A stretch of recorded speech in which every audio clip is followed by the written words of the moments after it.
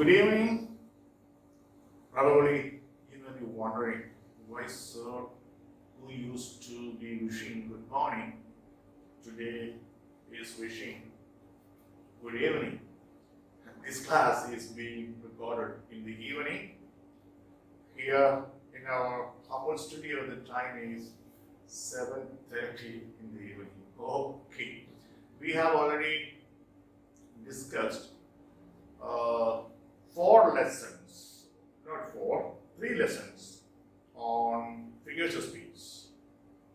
This is the fourth lesson, and with one more lesson, our discussion on the major figures of speech will be completed. Shall we begin then? Okay. 27th figure of speech. This is onomatopoeia.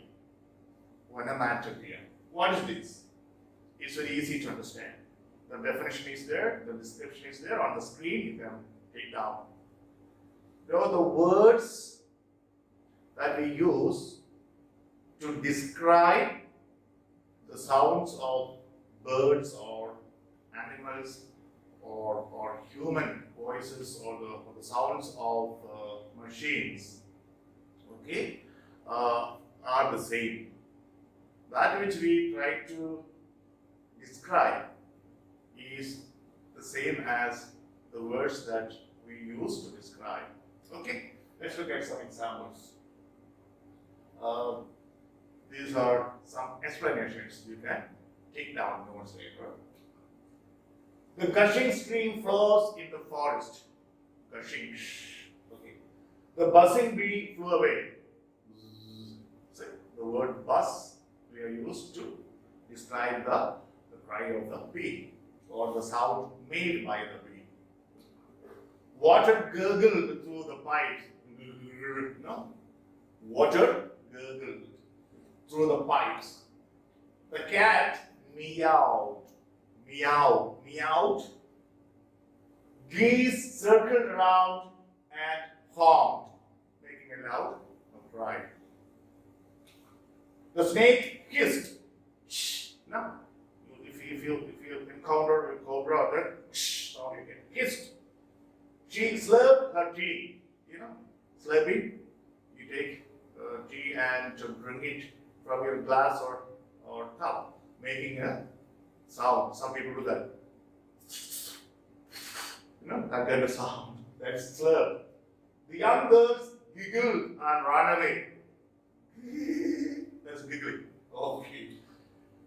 Now from literature, from Shakespeare, The Tempest, let us look at how in literature onomatopoeia has been used.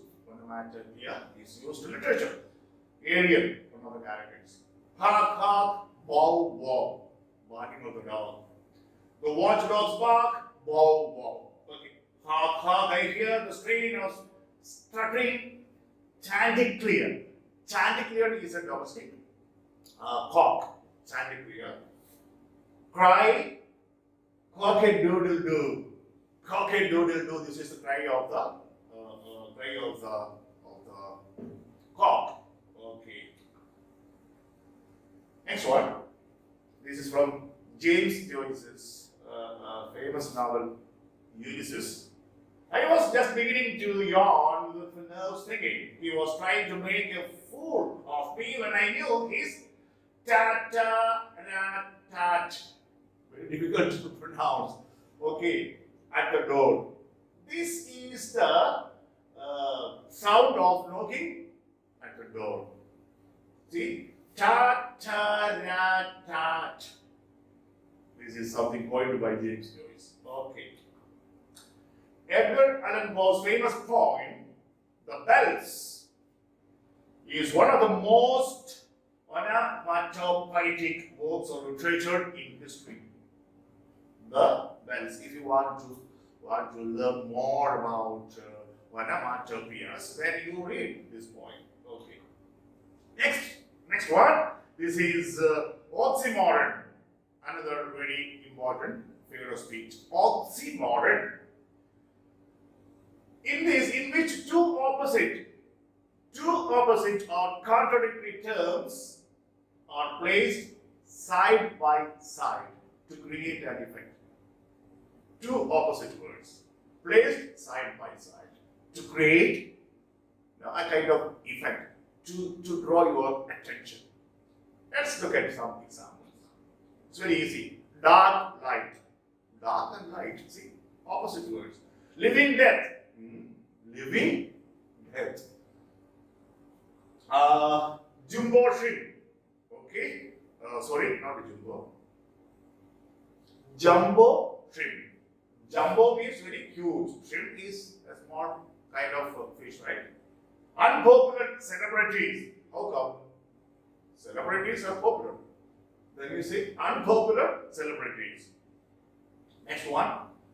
Deafening silence. How can silence deafening? Okay. Cruel kindness.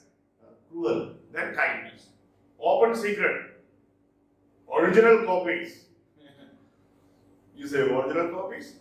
You always say, please give me the original, not the original copy. We always say that. Bright smoke. It cannot be bright. Heavy lightness. Cold fire. Loving hate. Oh, anything of nothing. Anything of nothing. All opposite. Oxymorons. Grimly gay. Gay means happy. Grimly gay. How?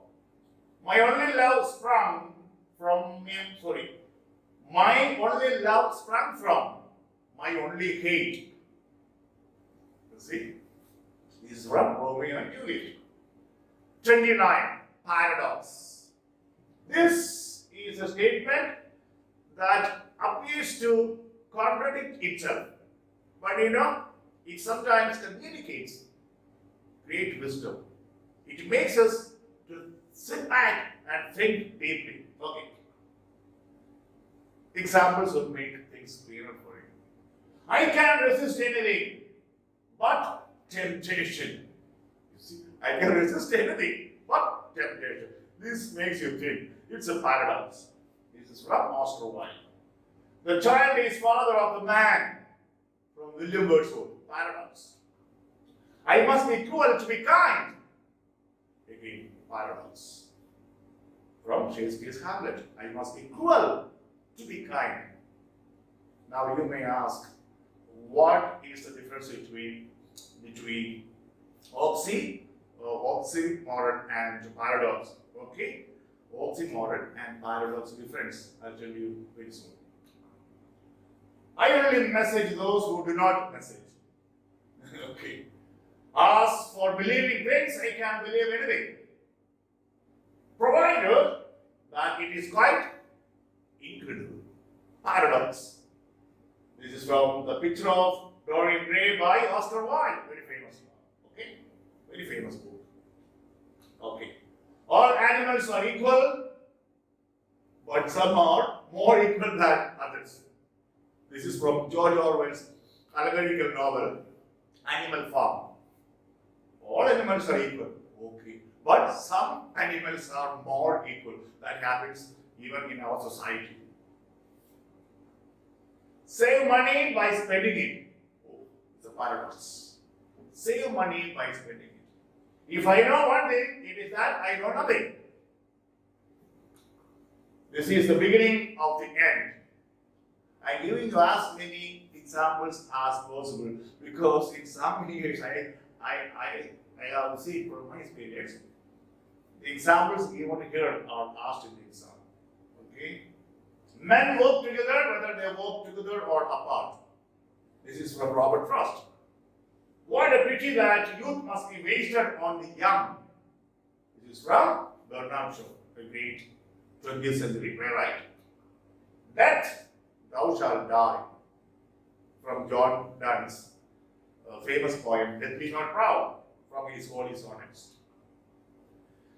Now, difference between oxymoron and a paradox. What is the difference? A paradox may consist of a sentence or even a group of sentences. But an oxymoron is a combination of two contradictory words, two opposite words. Remember that. This is the difference. Otherwise, they try to play with the same idea. A paradox seems contradictory to the general truth. A paradox seems contradictory to the general truth, but it does contain an implied truth. That's why the writer is trying to draw your attention. An oxymoron, however, may produce a dramatic effect, but does not make any literal sense. The simple thing you have to remember is oxymoron, just two words placed, two opposite words. But a paradox may contain oxymorons, but they are put in longer sentence or in more than one sentence. Okay. Next one, parallelism. What is this? It is a literary device in which coordinate ideas are arranged in phrases, sentences, and paragraphs that balance one element with another of equal importance. Oh, definition sounds a bit intricate. Don't worry. We will look at the examples. Ready makes a full man. Conference, a ready man. I am writing an exact man. Francis Bacon's essay of studies. Now, look here.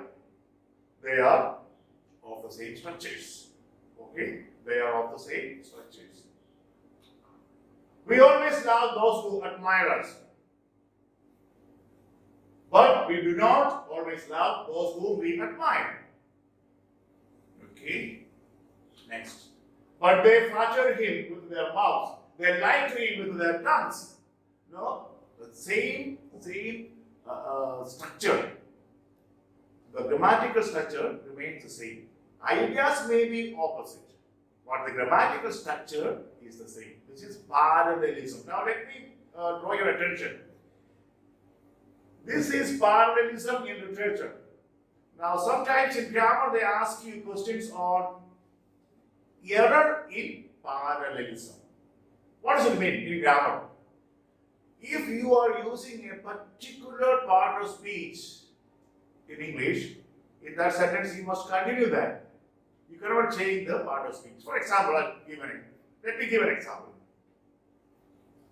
I like reading, watching TV, playing cricket, and to cook.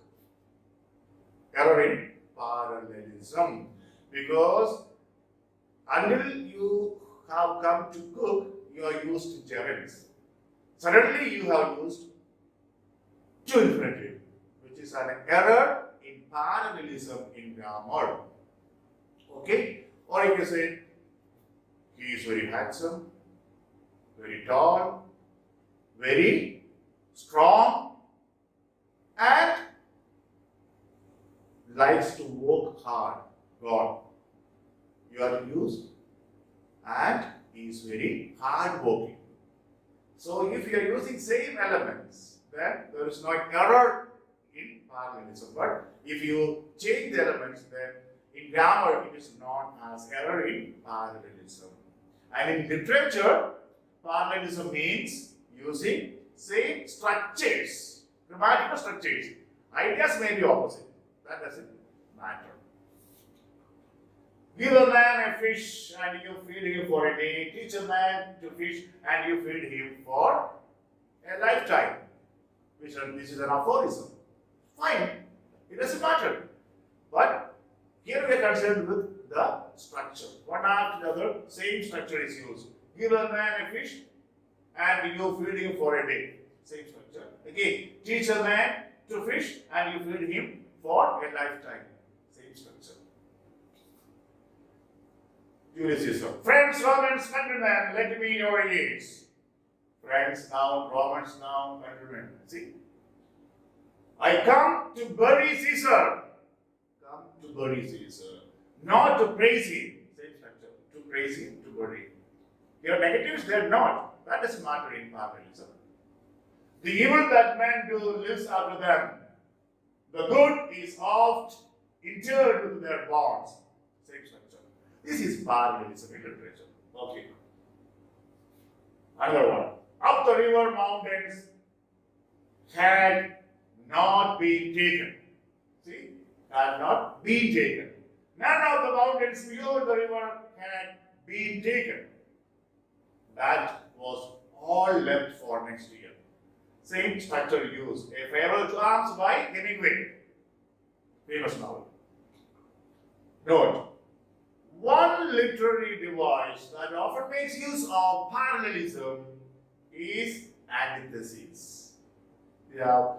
See, for example, to err is human. To forgive is divine. This is kind of antithesis, but this is also parallelism. Same structure is used. Okay. Pathos. What is this? Forget about the definition, description there.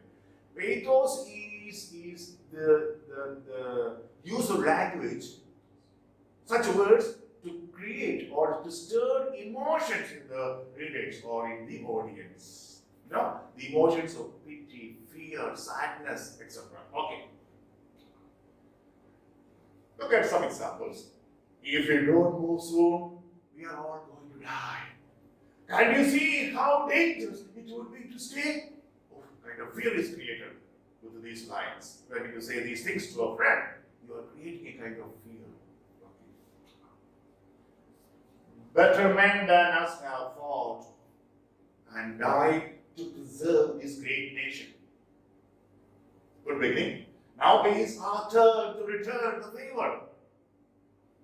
For God and country, gentlemen.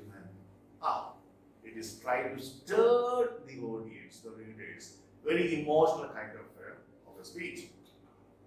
You will make the right decision because you have something that not many people have. What is that? You have heart. Oh, you are really appealing to the emotion of your listener or your reader. Believe me, my dear, this is a long one. I will read for you. This is from Jane Austen's Pride and Prejudice. Have you read that novel? Mr. Darcy telling Jane. Okay? Sorry, Elizabeth. Okay, Elizabeth Bennet. Mr. Darcy's words to Elizabeth Bennet. A very powerful character in English literature or in the whole of literature. Okay. Believe me, my dear Miss Elizabeth, that your modesty adds to your other perfections. Oh, very encouraging. But you can hardly doubt the object of my discourse. However, your feminine delicacy may lead you to dissent. For, almost as soon as I entered the house, I singled you out as the companion of my future life. Oh my God, when a girl hears these words from a young, prosperous man, naturally she will be moved. Her emotions will be stirred. Okay. Jane Austen, Pride and Prejudice. Now, let us see one from The Adventures of Tom Sawyer. Okay. By Mark Twain. What is this? He had met the best in the world and being treated like a dog, like a very dog. She would be sorry someday. Maybe when it was too late. If he could only die temporarily. Tom loved a girl, but she treated him, very badly, very, very, very unkindly. So these are the words, okay, of the writer stating Tom's condition. Okay, next one. Here, Tom's condition arouses pity in the reader's minds by telling how the girl whom he loved had treated him like an animal, despite his honest feelings for her. This is pathos. I have just given you a few examples from literature. I have also given you examples from ordinary day-to-day life. Okay. Periphrasis. What is periphrasis? Very easy. This is the easiest. It is also called circumlocution, means what? Saying in a roundabout way. It is the use of the longer phrasing in place of a possible shorter one. In other words, using unnecessary words. Examples will make things clearer. So long as men can breathe or eyes can see. See? Instead of saying, so long as humans live. Why should you say, so long as men can breathe or eyes can see? So long as humans live. Enough. Well, the first one is a periphrasis. Okay. Another one. More lovelier. Some people sometimes use more lovelier instead of using lovelier. Okay. In my humble opinion, why should you say that? Simply say, I think this is not right. Rather than saying, in my humble opinion, this is not right. Okay. Now, at this point in time, why do you want to say now at this point in time? Simply say now, that's enough. In his poem, Birches, I think you have done this. Okay? Robert Frost uses words like crystal shells and broken glass to describe ice. This is periphrasis. In J.K. Rowling's Harry Potter series, oh, you have read, I'm sure. Lord Voldemort is referred to as he who must not be named, or you know who. A long sentence, no? A long phrase. This is periphrasis. Next one. Personification. What is personification? This is very important, and in many tests this is asked. They give you a sentence or a couple of lines from a poem and ask you what figure of speech is this. They give you sometimes confusing objects. We will look at all of those. It is a figure of speech in which an inanimate object or an idea or an animal is endowed with human qualities or abilities, giving or attributing to objects in nature or to animals, okay, certain human qualities, human traits. That is known as personification. Now, example, the shadow of the moon danced on the lake. Now, moon is given the qualities of a human being. Okay. Lightning danced across the sky. Lightning danced across the sky. Again, human trait. My alarm clock yells at me to get out of bed every morning. Okay, yells. Who yells? Human beings will yell at somebody else. The avalanche devoured anything standing in its way. Who can devour? Huh? Maybe an animal does that. An avalanche is now given certain qualities of human beings or some animals. Okay. The flowers were blooming and the bees kissed them every now and then. Bees cannot generally kiss. Human beings do that, right? So here, in all these examples, you find human traits or qualities are attributed to inanimate objects or even animals. The flood raged over the entire village. We rage, humans rage, not the flood. But the qualities given to, the human qualities given to flood. The tall pine trees in the hilly area fondled the clouds. Fondled, usually a mother or a father or a brother or sister fondles, okay? Caressing, showing affection, love. When he sat the test, example, the words and the ideas fled from his mind. Usually, who flees away? Humans flee away, or some, right? Or some animals run away. But ideas fled. So here the qualities of humans are given to these inanimate objects. Okay? Okay? So these are some of the figures of speech. Please go through these figures of speech. Now already we have completed around 30. We have only one more lesson on figures of speech. I mean, most important, commonly asked figures of speech. There are maybe some minor ones. There are, of course, there are. And if you are intrigued, if you are curious, if your curiosity is aroused, then you can on your own do some research to familiarize yourselves with those minor figures of speech as well. Let's end this class. Yeah, I have taken only 25 minutes. I'm making a point that I don't want to take a lesson beyond 30 minutes. Sometimes certain topics compel me to maybe take around 35 minutes, not more than that. Okay. Success will never lower its standard to accommodate us. Success will never lower its standard to accommodate us. No.